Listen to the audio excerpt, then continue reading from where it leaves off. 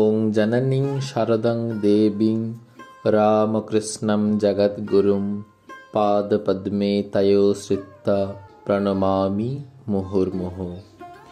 শ্রী শ্রী ঠাকুর, মা ও স্বামীজির শ্রীচরণ কমলে আভূমি লুণ্ঠিত প্রণাম জানাই।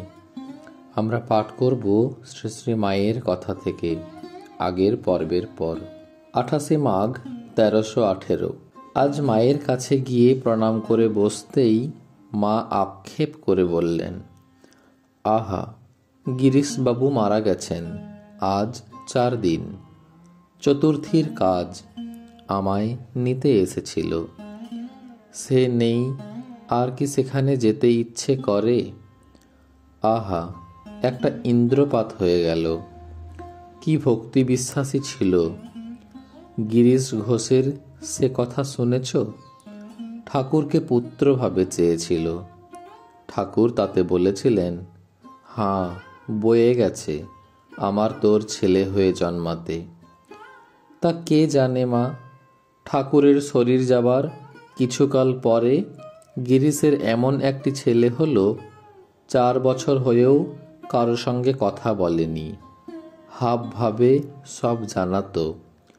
ওরা তো তাকে ঠাকুরের মতো সেবা করত।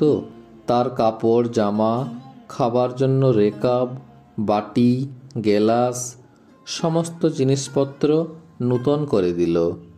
সেসব আর কাউকে ব্যবহার করতে দিত না। গিরিশ বলতো ঠাকুরই এসেছেন। তা ভক্তের আবদার কে জানে মা। একদিন আমাকে দেখবার জন্যে এমন অস্থির হলো যে আমি উপরে যেখানে ছিলুম সকলকে টেনে টেনে সেই দিকে উ উ করে দেখিয়ে দিতে লাগলো। প্রথমে কেউ বোঝেনি, শেষে বুঝতে পেরে আমার কাছে নিয়ে গেল। তখন ওইটুকু ছেলে আমার পায়ের তলায় পড়ে প্রণাম করে।